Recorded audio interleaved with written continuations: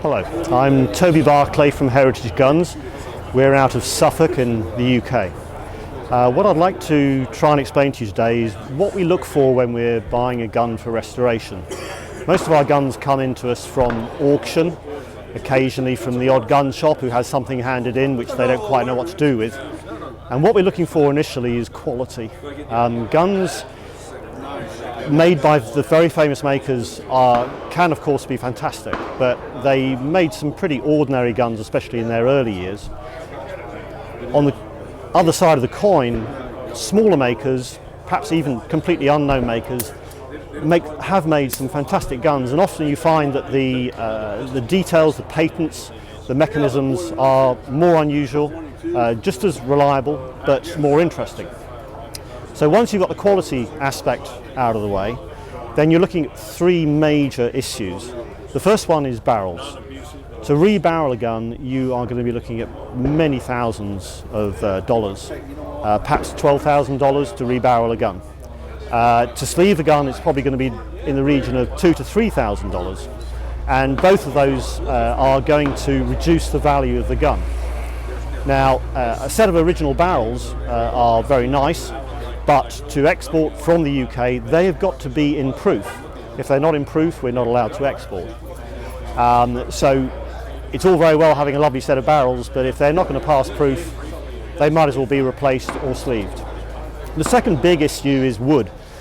To restock a gun, you're probably looking at something in the order of about $7,000 to $8,000. Now, that's a big lump of money, and obviously if the quality's there and the name is good on the gun, then perhaps it's going to be worthwhile. But small repairs, checkering, refinishing and things like that, they're reasonably economic things to do. You can fix up a gun quite nicely and make it really look the part, but restocking is a whole new ball game.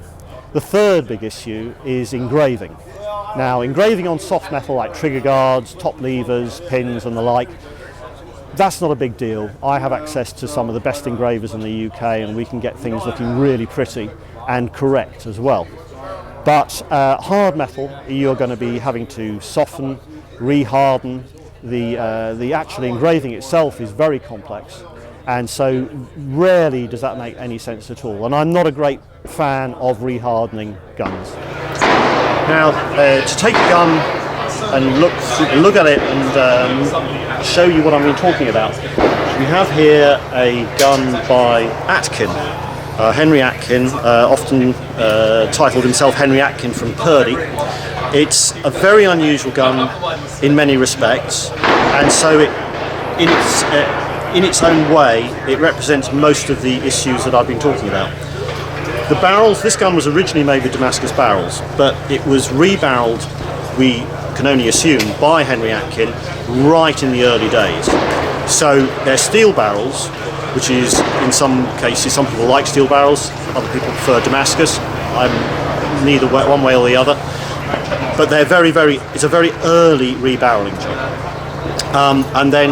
And they're also a good length. They're 29 inch, I think these are. And they've got perfectly acceptable wall thicknesses, some choke, 2.5 inch nitro proof. The wood is probably original. It's got lovely figure.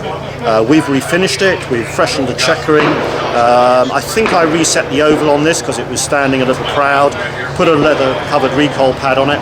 But fortunately in this particular instance we had to do very little re-engraving. I think we had a tiny little bit done on the trigger guard, but other than that the pins, replaced a few pins, but other than that not much else. The wonderful thing about this gun is that it is almost one of a kind. It has this very unusual thumb lever which you often see on hammer guns, but you very, very rarely see on a hammerless gun. So that's one interesting thing. The second thing is about this gun, which makes it so interesting, is it's actually a hammer gun without hammers. Now that sounds a bit weird, but the locks here have a half cock position. So when you're cocking it, you hear it do 2 clicks, which is unheard of in a hammerless gun. So it dates it from right the transition from hammered to hammerless. So basically this gun, even though it's not from what people would expect as a top tier maker, even though Henry Atkin certainly was up there with the best. He trained with Purdy after all. you've got a gun which represents so many interesting, valuable characteristics. Great wood, great barrels, fantastic engraving, a certain amount of colour left over from when it was originally made. I mean, and interesting patents, a thumb lever where it shouldn't be, a lock design which is probably unique. It's just a great gun. Anyway, guns like this are few and far between, but when they come up, we just love to find them. So that's a good example of what we're looking for.